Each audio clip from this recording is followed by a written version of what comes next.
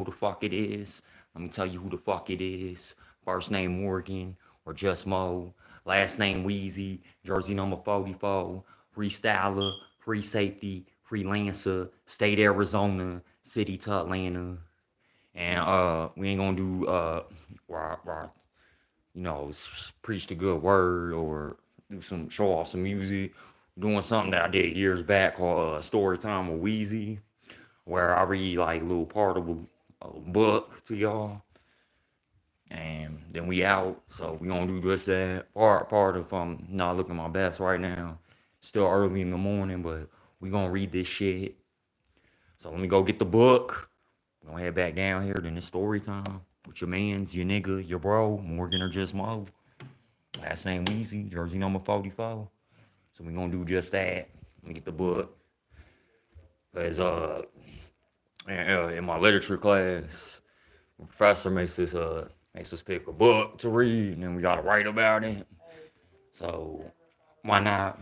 Cause I don't really like reading, just sitting down reading. So I like reading out to some people, even though I'm technically reading it to myself because I'm recording it right now. But whoever listens to this video, they can hear it. So want to say happy Black History Month to all my black brothers and sisters out there, or just anyone who's not black and supports the black movement. Shout out to y'all.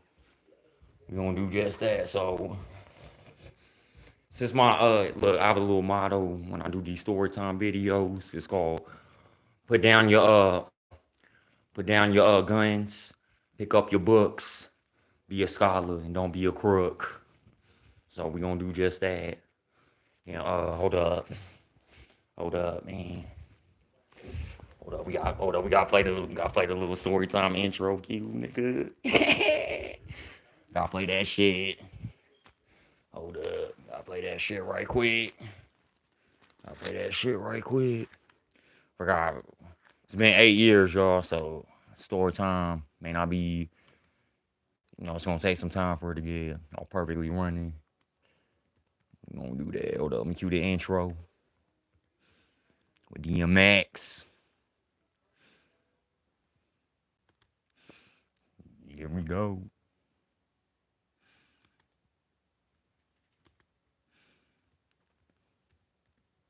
I'll listen to that right quick.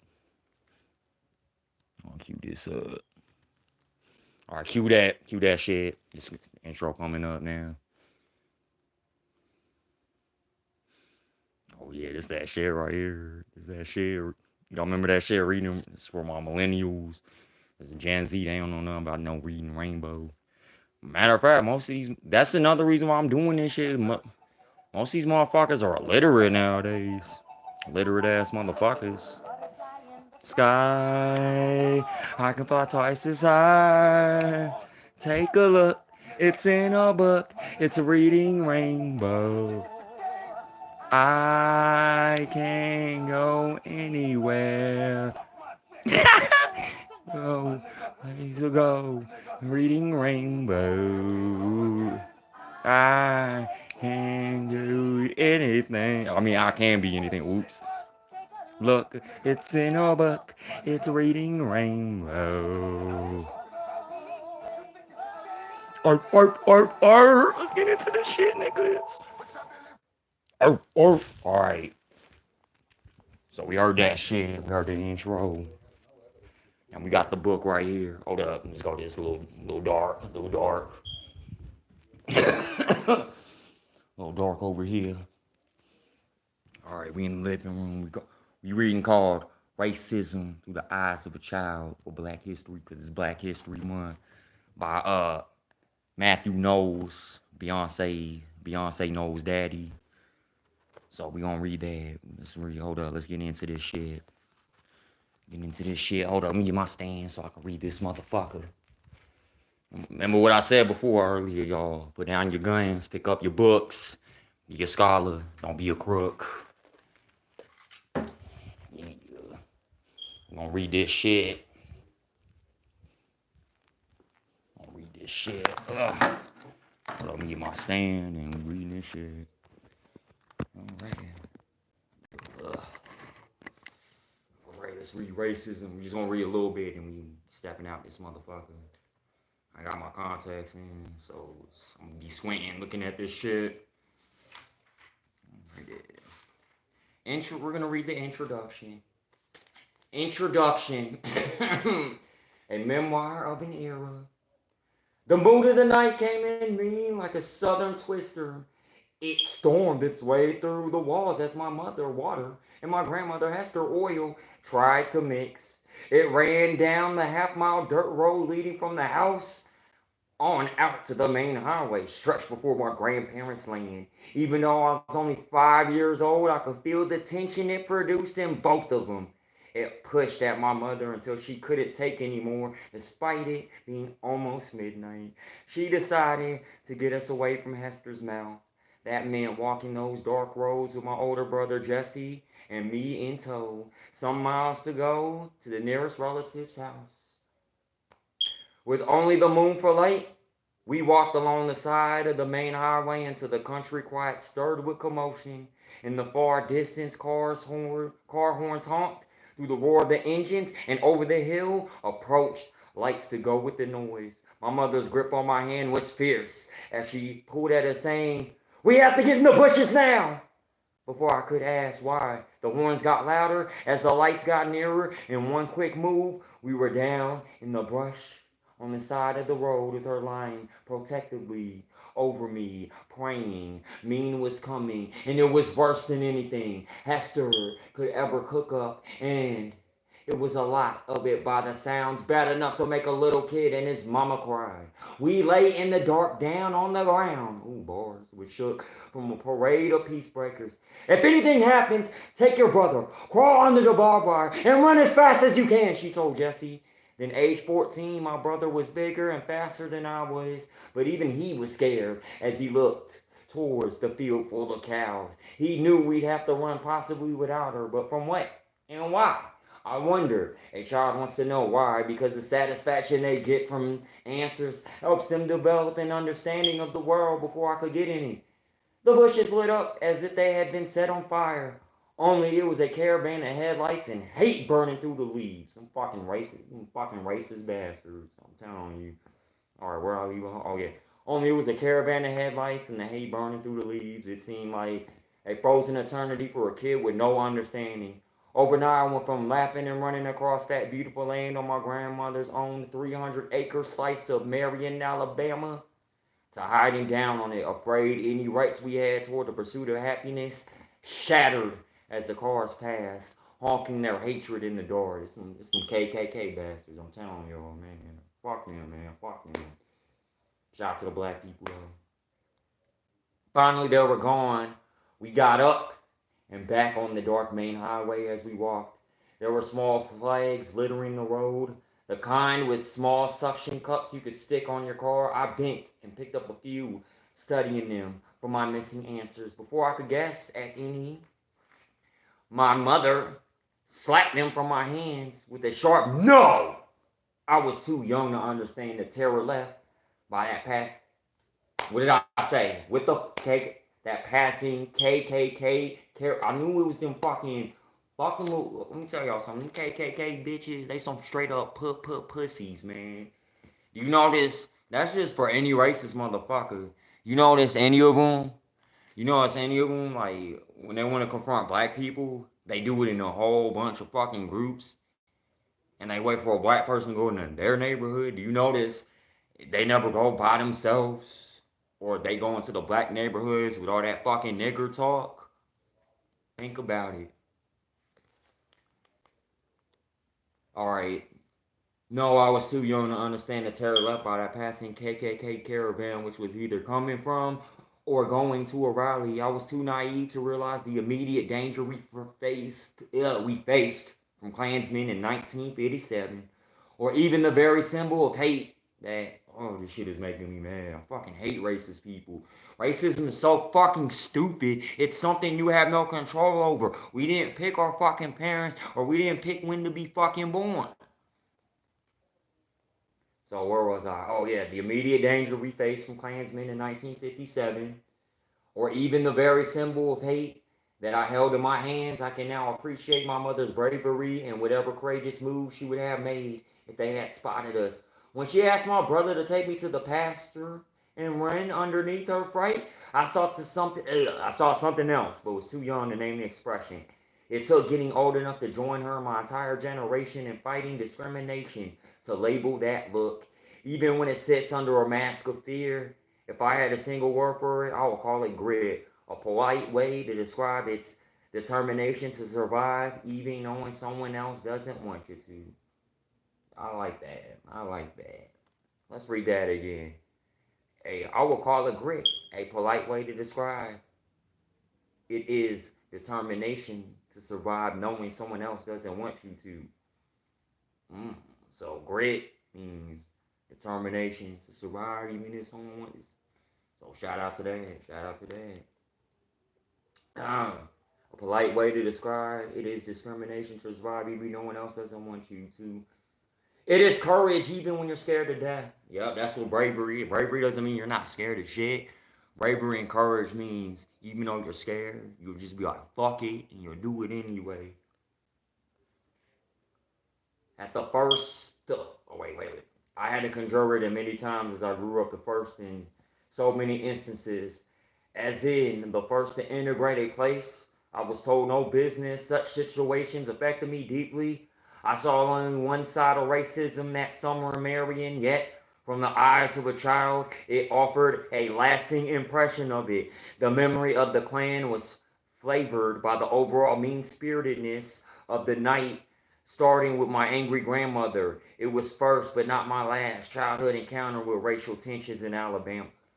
Of course, this takes place in the South, and of course, the South is right. Shit, them Jim Crow laws down in the South still stand today. Shit. I saw only one side of racism that summer in Marion, yet from the eyes of a child, it offered a lasting impression of it. The memory of the Klan was flavored by the overall mean-spiritedness of the night, starting with my angry grandmother. It was my first but not my last childhood encounter with racial tensions in Alabama. They were frequent and loud during the years I came of age, the 1950s through the early 1970s, particularly the summer of 1963. I still have the cattle produced burned as my momentum. The mean-spirited of racism found me in Marion and later growing up in Gadsden, Alabama. I also caught it in college in Tennessee, then in corporate America, and later in the entertainment industry. It is ingrained in our national fabric. Once you see those lines as a child, you can easily spot them later on, even when they're subtle. Racism is now a trending topic in the era in which we all view the same headlines, showing us it is not as dead as we would like it to be. In fact, it openly wears a variety of faces in every color as we head into 2018. Wow. As a historic site for educators, Marion, Alabama was full of lessons for a child like me. Yet I learned from most people who managed to walk tall around corn-fed racists. These are men who made me proud and women who taught me to fight back. Studying their lives helped me piece together a quilt not too unlike the one my cousin Oscar Underwood described in a talk with me. One both ugly and beautiful. The differences between the views are thin on some patches with lines so stark they hurt your eyes. These ugly parts did discernible damage to many of us. I know it did to me, yet they also formed us into fighters and against odd achievers. This book examines the racial tapestry through research and interviews with others in my family to see if the events we lived through in the South during America's most openly racist past help condition our lives. Maya Angelou wrote, I hope to look through my life at life. I want to use what happened to me, is happening to me, to see what human beings are like. Unlike her, I have moved deliberately through my adult life, hardly giving my childhood in the South any hard glances. Now watching the media broadcasting words we thought relegated to the past, lynching, marches, protests, white supremacy, I felt I had to look again for my future bloodline's sake. How would they know that their own family had, and in many cases, won victories against discrimination? Our children should have names and faces trying them to this tremendous social movement. By looking back at the parts that I repressed for being too painful, I hope to make sense of these racial contrasts seen throughout my life. Racism being such a bold statement of hate looms and something monstrous to an innocent child. It is a poor representation of what being human is all about. Strongly agree. The hate children experience in any form can shape the person they become. How later they process it as adults can even shape their family. The book is only a memoir insofar as it timelines my own coming of age with that of America's through the era of racial segregation and the fight against it. It is also a chance for voices formerly buried in census records, old crumbling marriage certificates, obits, and photos to have a small say. They speak by having lived through conditions few of us would understand today. Some married each other not always for love, but rather for its support system, surviving veteran groups against oppression and inadvertently breeding more soldiers in the fight. Ancestors of ours faced racial torment so intense, the mean men behind it would dare burn a symbol as a sacred as a cross in the name of hate. There are bits of my own family, but you will be surprised at how many of them can scratch an elder and find some who face similar discriminations.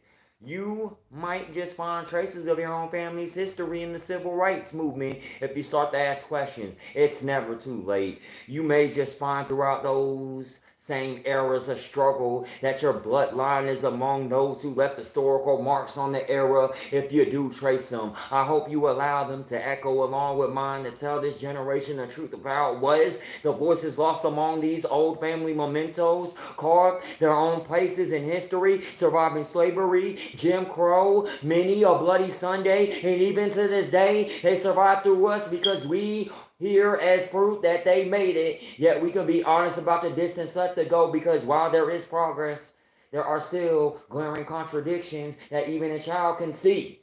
I could never mend the country's racial chaos in a book, but I am sure I can fix a chaotic part of myself by writing it. I think that there is where everyone needs to start by searching within your own history of hate, pain, struggle, and victory over it all as far back as you can trace. That might just be the key that unlocks the mysteries of what makes us human. Making some love and accept, and others hate and segregate. More bars for you bitches. The book explores my life through one eye while the other remains wide open to the current times. By the end of the book, I will stare straight into the same mirror. I will invite you